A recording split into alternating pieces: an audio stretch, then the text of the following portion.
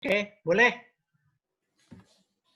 Malam, Kung. Maaf ya, karena pandemi jadi Selamat. harus virtual. Oh ya, nggak apa-apa. Ini lebih baik itu daripada jadi jaga keamanan semuanya. Baik-baik kan, Kung, di sana? Baik, sehat, Kakung sehat. Terus akhir-akhir ini kesibukannya lagi apa, Kung? Nah, sekarang sedang koreksi lagu. Jadi ada permintaan dari Keuskupan Pangkal Pinang itu kan membuat lagu, membuat buku apa suplemen puji syukur namanya. Jadi lagu-lagu itu dibuat oleh para pengarang lagu dari Pangkal Pinang. Dulu yang kasih Lokakarya, Kakung. Jadi sekarang sudah selesai, tinggal koreksi gitu. Mantap. Mantap. Apa sih yang ini, Kung, yang memotivasi Kakung? Maksudnya, kan sekarang Kakung usianya udah lanjut kan, tapi masih semangat gitu untuk terus berkarya tuh apa yang memotivasi? Ya, karena yang merasa punya talenta yang harus ditularkan kepada orang lain. Jadi nyatanya banyak orang masih membutuhkan talenta Kakung. Semoga aja Kakung bisa, maksudnya dengan karya Kakung tuh bisa kayak menginspirasi anak muda sekarang kan. Harus begitu. Tadi Apalagi di Kakung tengah kan pandemi gini kan, kadang semangatnya ya, malah menurun. tadi Kakung WA sama timnya Kakung kan, Ya. orang muda tapi sedang sakit. Nah, gimana? Kak, ada kamu nggak rame ini? Wah, karena sini luar biasa, selalu sehat, energik katanya. Ikong, sekarang Ya, langsung ke inti ya, Kong. Kan boleh. di Apa? tengah pandemi gini, maksudnya banyak kayak pro kontra kan. Apalagi anak muda sekarang kan, kadang ada yang mungkin semangat, ada yang males juga, nggak ketemu orang-orang juga.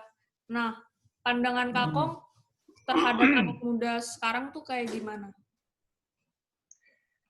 Ya, anak muda sekarang itu menurut Kakung ya, sangat potensial. Karena didukung oleh peluang dan sarana yang memang memungkinkan mereka untuk berprestasi. Jadi potensi itu sangat besar. Contohnya, khususnya dalam 3 tahun ini, Kakung itu banyak bekerja sama dengan orang-orang muda. Dan itu Kakung merasakan benar. Jadi betapa orang-orang muda ini sungguh-sungguh potensial dan mampu mengerjakan sesuatu dengan baik. Jadi gagasan dan pekerjaan yang Kakung rencanakan itu di tangan anak orang-orang muda ini menjadi luar biasa. Suatu contoh misalnya Pesparani Katolik Nasional yang pertama di awal itu. Jadi itu benar-benar yang bekerja itu orang-orang muda. Demikian juga yang kemarin baru selesai Virtual Choir Festival. Ya. Itu tayangan yang luar biasa, melibatkan IT, kecanggihan IT, dan belakang itu semua anak muda. Kalau seperti Kakung ini kan sudah generasi old, nggak nyanda ini.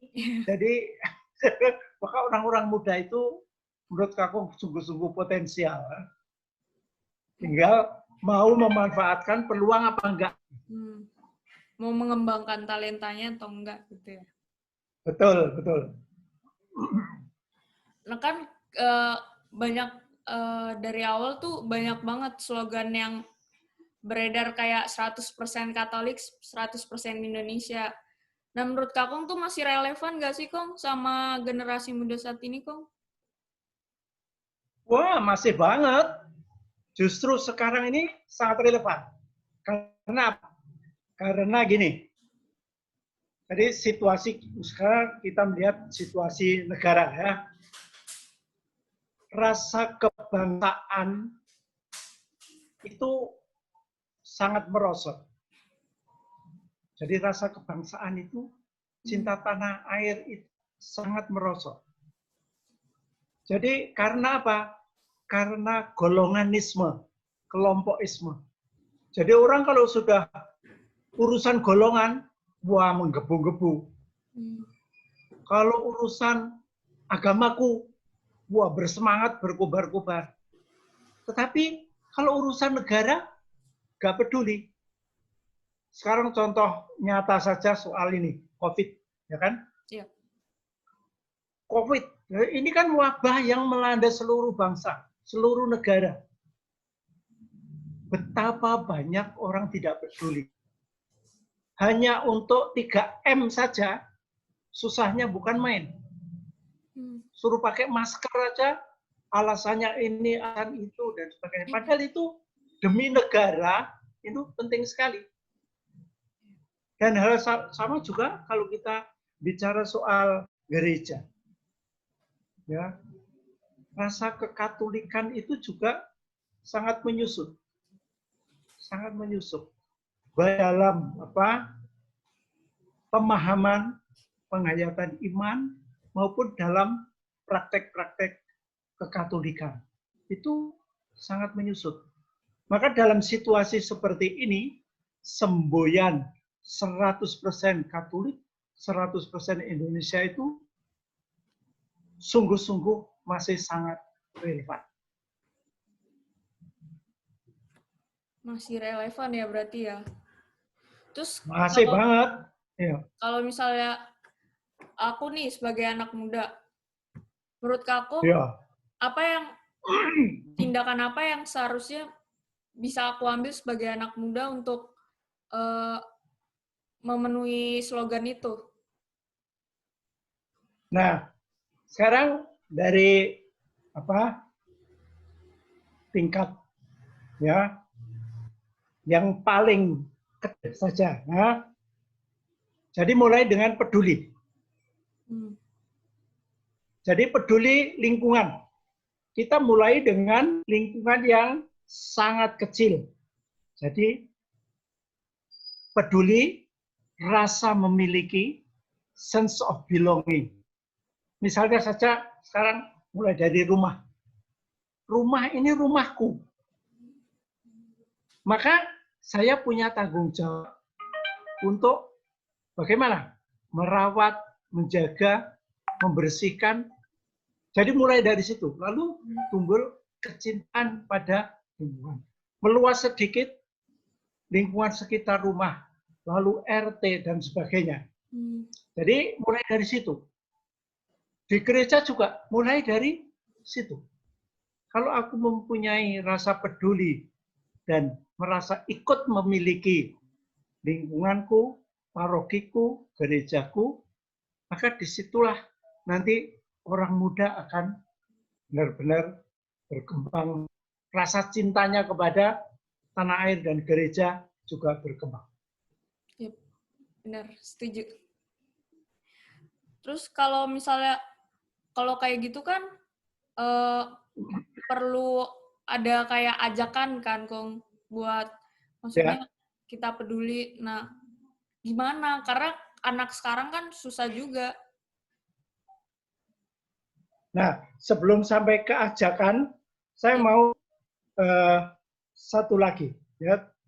Jadi, sikap yang harus ada untuk menjadi 100% Indonesia dan 100% Katolik. Jadi saya sudah bilang tentang peduli ya. Peduli. Lalu mau tambahkan peduli, kritis, dan terlibat. 3 hal. Peduli, kritis, dan terlibat.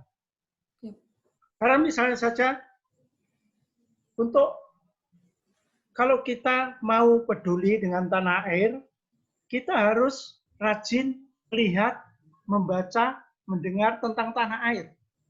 Negara kita kayak apa? Maka penting sebetulnya bagi anak-anak muda juga setiap hari satu kali misalnya entah membaca, entah mendengar berita, entah apa ya, melihat tentang tanah air. Supaya dari sini kita bisa, oh tanah airku sekarang sedang begini, peduli. Ya. Lalu kalau ada hal yang tidak baik tentang tanah air, kita kritis, tidak meniru. Atau sekarang kalau kita baca medsos, medsos itu begitu banyak berseliweran berita, nah, dan tidak semuanya betul, hoax-nya banyak. Kalau kita tidak kritis, forward begitu saja, dapat WA dari teman, langsung di forward, kita tidak kritis. Ya, tapi kalau kita kritis, benar nggak sih ini? Kalau benar, baru di forward. Nah itu peduli, kritis, terlibat. Maka juga keterlibatan itu dalam hal ini ikut meluruskan sesuatu yang tidak betul. Hal seperti ini. Sama aja nanti di dalam gereja juga supaya kekatolikan kita juga bertumbuh, peduli, kritis, dan anak muda paroki bagaimana? Jadi kita perlu peduli kan, pengen tahu, cari informasi bagaimana situasi paroki kita. Kalau bagus, oke, ya, kita bisa terus. Tetapi kalau misalnya sedang tidak bagus, kritisi, kenapa? Lalu terlibat mencari solusi. Itu orang muda yang peduli, kritis, dan solutif. Terlibat. Oke. Kemudian pertanyaan berikut tadi mengajak orang muda. Nah, yang mengajak orang muda ya, kita bisa mulai dengan mengenal dunia dan minat orang muda. Mengenal dunia dan minat orang muda, kemudian memberi tantangan. Orang muda itu kan suka ditantang, atau kalau ada tantangan, ya, biasanya lalu yuk. Jadi makanya yang pertama perlu kita mengenal orang muda, dunia orang muda, dan minatnya apa. Suatu contoh, nih kita sedang jalan-jalan misalnya, ya, melihat anak-anak itu pada badminton di jalan. Dan badminton di jalan. Artinya apa? Kita melihat bahwa di situ ada minat. Oh, anak-anak itu punya minat. Lalu, bagaimana kita masuk ke dalam minat mereka? Menghimpun mereka. Yuk kita buat kesatuan badminton. Yuk kita latihan bareng. Kemudian ditantang. Cari tantangan. Yuk kita tanding. Ke RT lain. Lalu, demikian juga kalau misalnya kita masuk ke gereja. Wah, minatnya anak-anak OMK ini kok sepertinya olahraga juga nih. Kita ciptakan. Atau mungkin menyanyi musik. Lalu kita cari himpun, diberi tantangan. Apa? Pentas, konser, lomba. Nah, pasti mereka senang. Ini kayak contoh sudah banyak festival lomba itu begitu bersemangat. Jadi kemarin dari Jawa Tengah itu kurnya berapa? 100 orang. Karena mereka tertantang dan, nah, itu ya. Lalu ada, kan kalau kayak gitu biasanya anak muda kayak aku gini kayak harus ada panutan gitu. Menurut kamu? Nah, kamu udah punya belum? Kamu udah punya belum? Belum punya. Sebetulnya ya panutan atau role model di masyarakat kita itu berlimpah. Benar, berlimpah. Sekarang contoh saja. Kalau kamu coba nonton tayangan Kick Andy di Metro TV Minggu malam. Di situ kita selalu disuguhi cerita orang-orang udah kreatif dan berprestasi. Iya. Pernah ditayangkan misalnya pelajar-pelajar dari Indonesia yang juara Olimpiade Sains. Itu kan luar biasa. Ya. Model panutan. Kenapa anak muda ini bisa berprestasi sedemikian tinggi? Ya. Nah, bisa kita jadikan itu.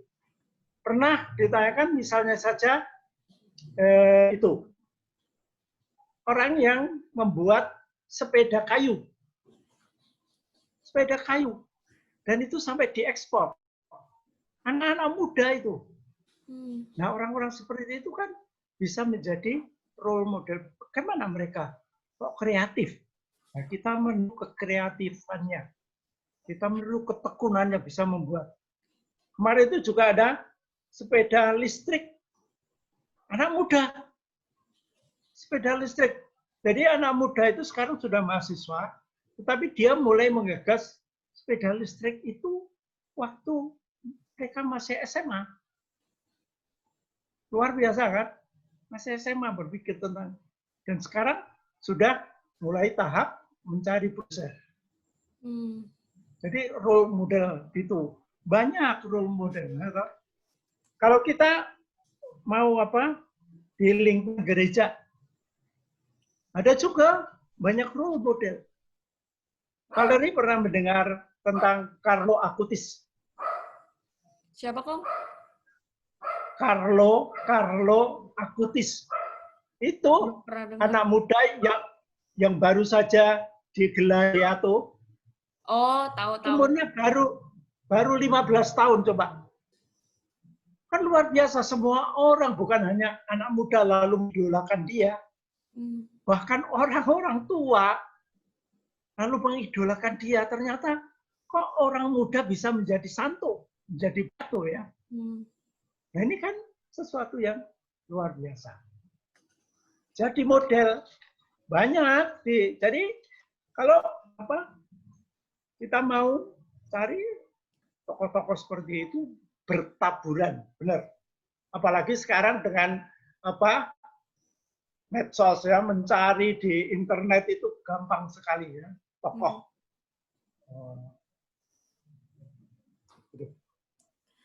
Terus kan kalau kayak mau ngikutin role model kan berarti misalnya kayak ngebanggain Indonesia, kayak tadi ada ikut Olimpiade, terus bikin sepeda. Itu gimana sih, Kong? Maksudnya kayak kan harus dari dalam diri kita gitu. Ya, memang. Jadi harus dalam diri anak muda sendiri. Tetapi kalau misalnya itu belum tumbuh dalam diri anak muda, bisa juga entah orang tua atau guru menumbuhkan. Dan itu sekali lagi lewat yang tadi Kakung katakan itu lewat suatu tantangan. Jadi kita bertolak dari apa yang ada di diri kita, kemampuan yang ada di. Misalnya saya contoh wah, saya suka melukis. Ya. Punya hobi dari sudah punya melukis ya kan. Bagaimana supaya ini juga bisa terarah kepada tanah air? Lukislah keindahan tanah air. Ya. Gunung, lembah, laut, pantai. Kalau melihat misalnya Komodo. Jadi keindahan-keindahan itu lalu dengan melukis keindahan tanah air, rasa bangga, oh tanah airku indah. Kalau anak muda suka musik, bisa diarahkan, coba kumpulkan lagu-lagu daerah seluruh Nusantara. Lalu orang begitu berkagum. Dalam ini tanggapan ada virtual choir festival kemarin ya, kan ada selalu ada satu lagu daerah. Jadi 27 provinsi masing-masing membawakan satu lagu daerah. Lalu semua orang yang menonton, komentarnya di WA grup musisi Katolik Indonesia, luar biasa. Ternyata begitu kaya tanah air kita. Nah, itu kan lalu membangkitkan bangga dan cinta kepada tanah air. Terus kalau dikembangkan, ya mulai dari Valerie suka olahraga, ya, basket, kan ya. Jadi mulai dari situ sekarang kamu sudah tanding keluar, bukan hanya di kelas, tetapi sudah tanding dengan sekolah mana. Ini juga membuat lingkungan kita, aduh, tanah air. Apalagi kalau bakat ini terus dikembangkan demi tanah air, untuk membela tanah air. Betapa banyak orang mengagungkan tanah air lewat olahraga, prestasi olahraga, badminton, lalu pingpong dan sebagainya. Lalu nanti di gereja membangun jiwa Katolik sama. Jadi sekarang kalau membangun jiwa Katolik lebih-lebih ada soal mencari tokoh dan meniru tokoh, meneladani. Jadi kalau kita coba cari aja ya dari yang sosok yang fantastis. Misalnya tadi Kakung menyebut Carlo Acutis ya. Ini anak ini umur 15 tahun, belasan tahun, pokoknya mulai dari belasan tahun. Apa yang dia buat? Dia itu mengkoleksi mukjizat-mukjizat Ekaristi seluruh dunia. Pokoknya yang dia tahu, oh ini ada mukjizat Ekaristi di kota mana. Dia cari ceritanya bagaimana, lalu mencoba melihat bagaimana dan sebagainya. Lalu itu dia kumpulin, lalu dibuat katalog, lalu dia masukkan dalam website yang dia buat. miracolieucharistici.org. Jadi ini kan suatu, dan itu dia memberikan contoh teladan kepada orang-orang muda. Loh ini loh, cintailah Ekaristi. Ekaristi membawa mujizat. Dan kita bisa menjadi orang Katolik yang lebih sungguh-sungguh. Ya, kamu tahu beberapa hari ini tiba-tiba Kakung itu punya keinginan untuk membaca riwayat orang tua. Baru beberapa hari ini. Maka sesudah misa on streaming pagi hari itu, Kakung mencari cerita orang kudus. Misalnya hari ini kan diperingati Santo Martinus. Kakung mencari ceritanya Santo Martinus. Oh, Santo Martinus itu seperti itu. Lalu dalam hati Kakung tumbuh, aku pengen kayak dia. Gitu. Kan dengan secara tidak langsung semangat kekatolikan saya terbangun. Ya. Tokoh lain bisa menjadi model untuk ditiru kekatolikannya. Fransiskus Assisi. Ya, Santo Fransiskus dari Assisi. Dia ketika dia mulai gerakan menjadi Katolik sejati itu masih muda. Jadi orang muda, anak mudika gitu.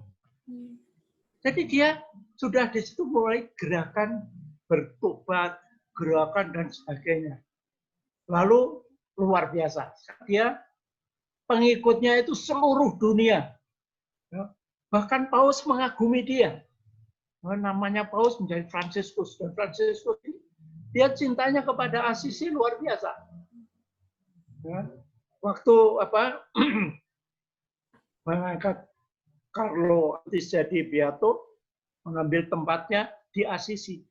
Karena mengenang Fransiskus dari Assisi. Kita bisa meniru. Banyak hal bisa ditiru untuk menjadi orang Katolik yang sejati.